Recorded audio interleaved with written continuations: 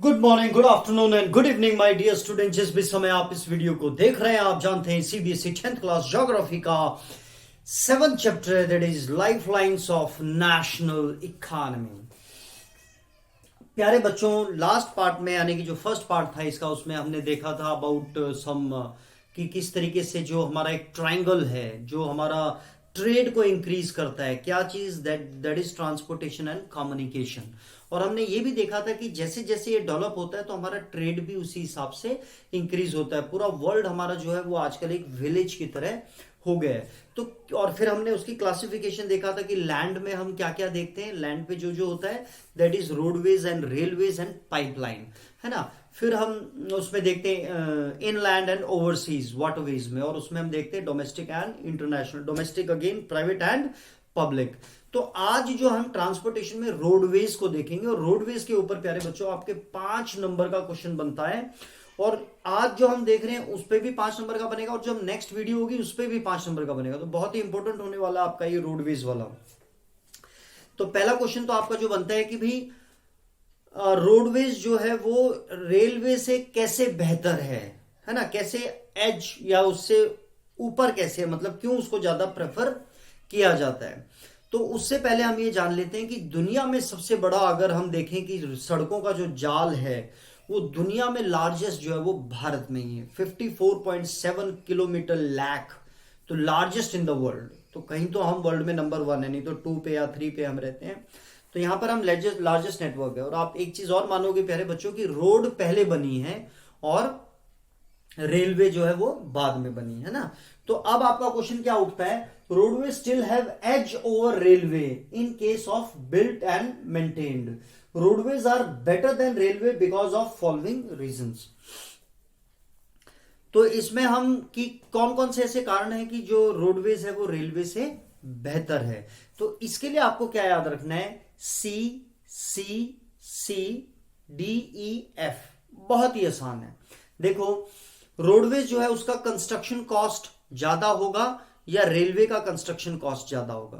तो you all know कि roadways का कंस्ट्रक्शन कॉस्ट कम है ना। तो इसलिए रोडवेज का जो कंस्ट्रक्शन कॉस्ट है वो क्योंकि सस्ता है वो एज कंपेयर टू रेलवे, तो ये ज्यादा इजीली हम और ज्यादा मात्रा में इसको हम बना सकते हैं। तो first C is construction cost, ठीक है। तो इससे आप समझ जाएंगे किसका कंस्ट्रक्शन कॉस्ट कम है और किसका ज्यादा है। फिर सेकंड सी जो है, can be construct on dissected and undulated topography. आप देखोगे प्यारे बच्चों, रेलवे को आप जो है उबड़ खाबड़ या टूटी फूटी जगह पे नहीं, उथल पुथल वाली जगह पे आप नहीं बना सकते हो रेलवे को। लेकिन रोड जो है आप वो बना सकते हो। वो फिर दोबारा वेदर के कारण खराब होगी, लेकिन वो इतनी नहीं होगी, वो फिर दोबारा से बन जाएगी। तो इसका कॉस्ट, मेंटेनेंस कॉस्ट जो है वो इट्स नॉट दैट मच, और ये इसको आप इजिली बना भी सकते हैं, ठीक है। तो can be constructed on dissected यानी कि ब्रेक डाउन, जो टूटा हुआ है वहां पे भी उनको कनेक्ट कर सकता है। एंड अंडुलेटेड, उथल पुथल जो टोपोग्राफी यानी कि जो लैंड एरिया है उसमें ये बन जाता है। Can be construct on higher slopes mountains, example Himalaya. तो अब ये जो हायर स्लोप्स होती है ना उस पे भी रोड बन जाता है, लेकिन रेलवे को, ट्रेन को पूरी को इतना ऊपर चढ़ाना वो इट्स नॉट इजी। तो इस वजह से इसकी जो कंस्ट्रक्शन है कहां पे हो सकती है, ऑन हायर स्लोप्स। बिल्कुल सिंपल सिंपल पॉइंट्स हैं, तो आप खुद भी इमेजिन करोगे तो आ जाएंगे, लेकिन आपको ये याद आ जाए लिखने के लिए तो सी सी सी डी ई एफ। तो डी फॉर क्या है, डोर टू डोर सर्विस। आप देखते हो प्यारे बच्चों कि बसेस जो है वो लगभग हमारे घर के नजदीक ही होती हैं ना।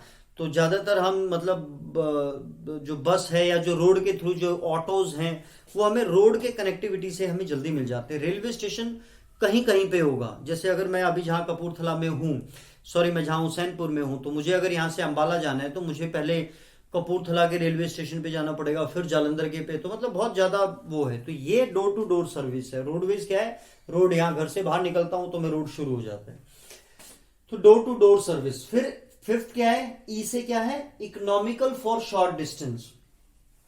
अगर मुझे यहां से कपूरथला जाना है ना, 5-6 किलोमीटर है या 7 किलोमीटर है, तो मुझे सस्ता पड़ेगा क्योंकि, और मुझे इजी भी पड़ेगा क्योंकि अगर मुझे यहां से, पहली बात तो कपूरथला जाना है तो रेलवे का कोई ट्रैक नहीं है ना। और अगर रेलवे का ट्रैक भी होगा तो फिर पहले मुझे वहां जाना पड़ेगा जो रेलवे स्टेशन पे, फिर वहां से मैं बैठूंगा और फिर मैं वहां तक पहुंचूंगा। तो वो इससे बेहतर और इजी क्या है, कि मैं मतलब रोड के थ्रू हम इकोनॉमिकल रहता है फॉर शॉर्ट डिस्टेंस, चाहे वो पीपल हो चाहे वो गुड्स एंड सर्विसेज हो। ट्रक जो है आप देख रहे हो ट्रक कितने क्यों चल रहे हैं, है ना। नो डाउट कि लंबे रास्ते में रेलवे सस्ता पड़ता है, और लेकिन वो भी ऐसा नहीं है कि भाई हर जगह वो जहां पे हमें जरूरत है वहीं पे उतारेगा। रोड आपको जहां जरूरत है, डोर टू डोर, है ना, यहाँ पे भी आप इसको समझ सकते हो। Plus feeder for other mode of transportation. अब रोडवेज जो है ये फीडर का काम करता है।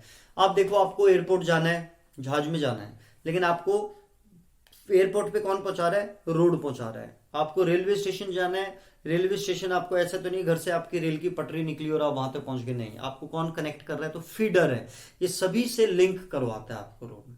ठीक है, तो feeder, F for feeder.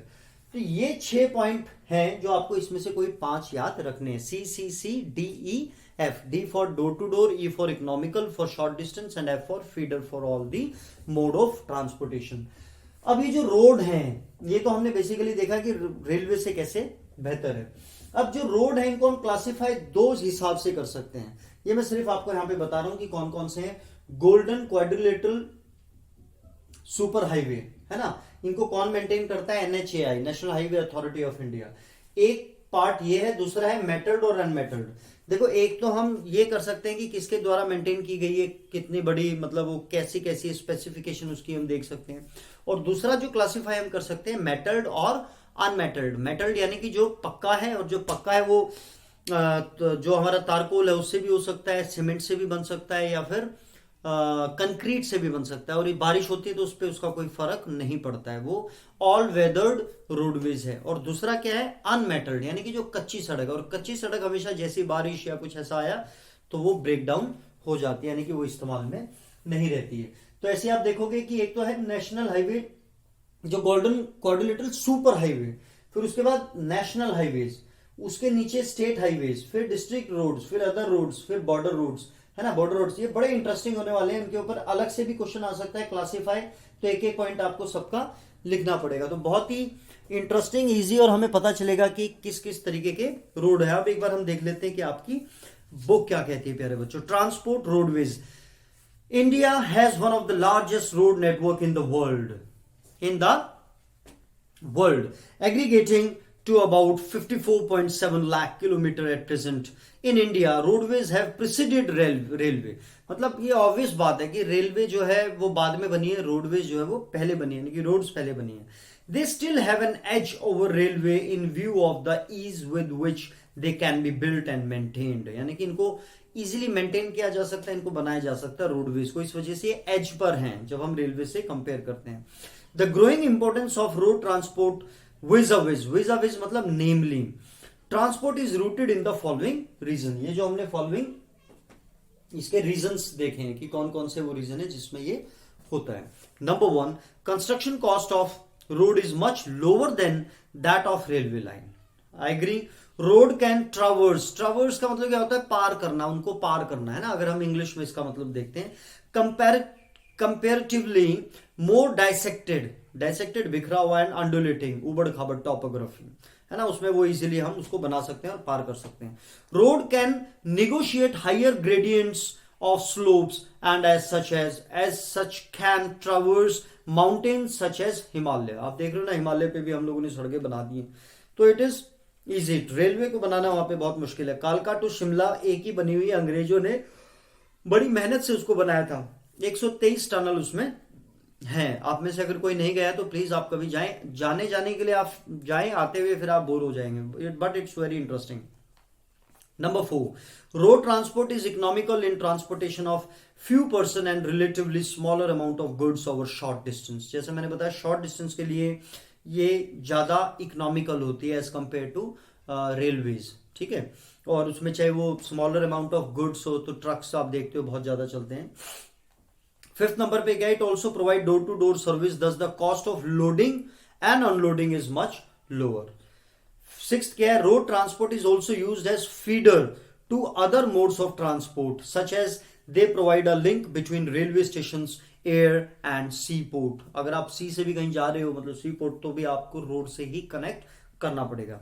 In India roads can be classified in the following 6 classes according to their capacity. Look the map, look at the map of the national highways and find out about the significant role played by these roads. और प्यारे बच्चों, life lines roadways को या railways को या pipelines को, या अगर हम बात करें ओवरसीज या वाटरवेज को, इसलिए कहा गया है क्योंकि हम हमारी जो ट्रेड है उसको ये बूस्ट करती है. तो ये एक छोटा सा टॉपिक था. नेक्स्ट में हम 1 by 1 ये वाला जो लास्ट में कैन बी क्लासिफाइड देखा आपने कि what is this GQSH then NH है ना, इनको हम बारी बारी या एक साथ 2-3 को देखेंगे. God this is for your click. God bless you all. Love you all.